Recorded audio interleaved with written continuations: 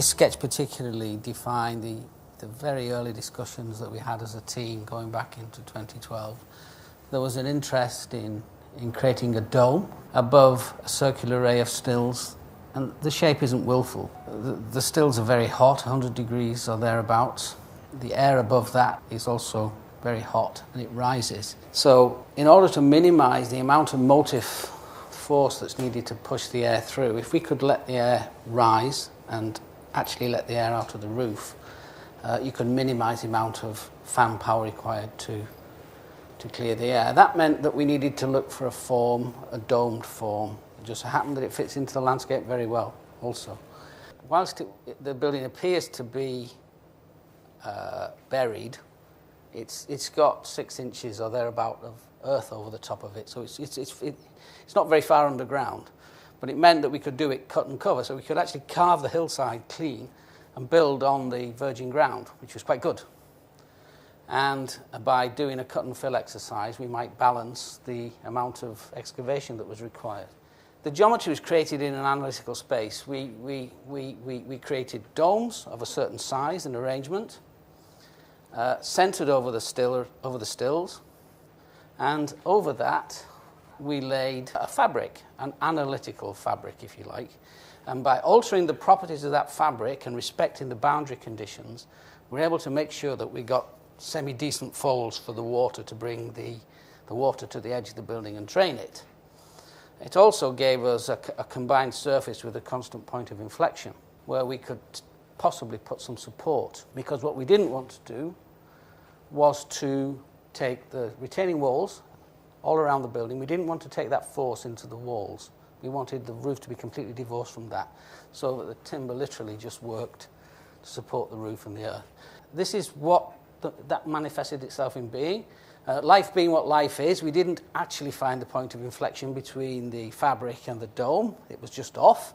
And to those of you that understand these things, that means you've got pretty high shears to deal with. Not perfect by any means, but it was a starting point for a discussion. And what you see here is the ring structure that effectively picks up the end of the dome, and also, because of its shape, it can take all the lateral forces. So the imbalanced snow load, the wind load, and anything that gives imbalance to the top surface of the structure is taken in that steelwork. And what that means, we can liberate the roof from any forces from the walls. For a buried structure, that's quite a difficult thing to do often.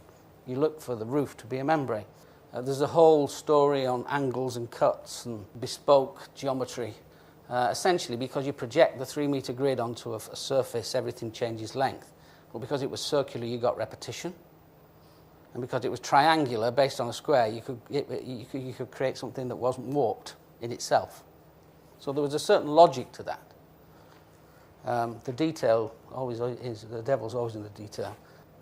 So we got a very rectilinear system, and timber likes being stacked on top of itself. It'll bend a bit, it'll stretch a bit, and compress a bit.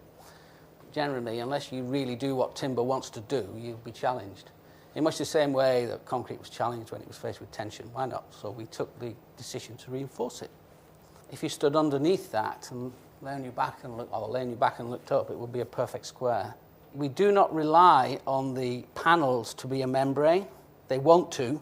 They cry out to be a membrane. But we didn't let that happen because the local bending was weak and the shears were quite high. So we took everything in axial and bending in those rectilinear beams, and the panels really just clipped on top. It wasn't 3 meters deep, it was nearer 15 meters deep.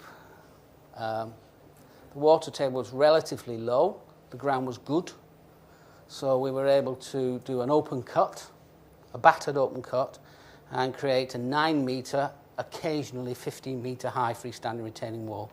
Freestanding, very important, it didn't rely on the roof to stabilize it. And one of the big problems was, and the big environmental statement here is that no runoff reached the spey. So we developed a whole series of holding ponds, cut-off trenches, attenuation that stopped the silt effectively reaching the spey. So whilst this building appears to be underground, it was actually built in open cut, and then it was backfilled completely. And our friends from RIW we owe a debt of gratitude to, because there were some pretty complex waterproofing details there, and we control groundwater rather than take the pressure on the wall. Said wall It's a counterfort wall. All this was backfill. That's about 9 metres freestanding. This goes up. The big wall you see here is about 15 metres or so, and the roof literally just sits atop of that.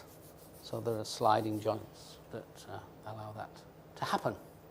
This shot kind of sums the job up, really. What you see at the top there by the river is the holding pond, because what happens is, in a catastrophic event, rather than sprinkler the whole thing, we were able to prove that when one vessel blows, that the liquid can be evacuated in a fixed time.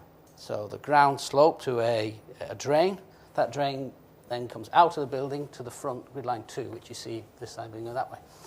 And once the fire alarm goes off, by a magic of the fire engineer, we're able to turn a valve that, instead of it going to the effluent plant, takes it down to a holding pond here, and is then held there and taken to contaminated waste. So there's a really complex, it's a great story on the civil engineering. Come back and talk about one day.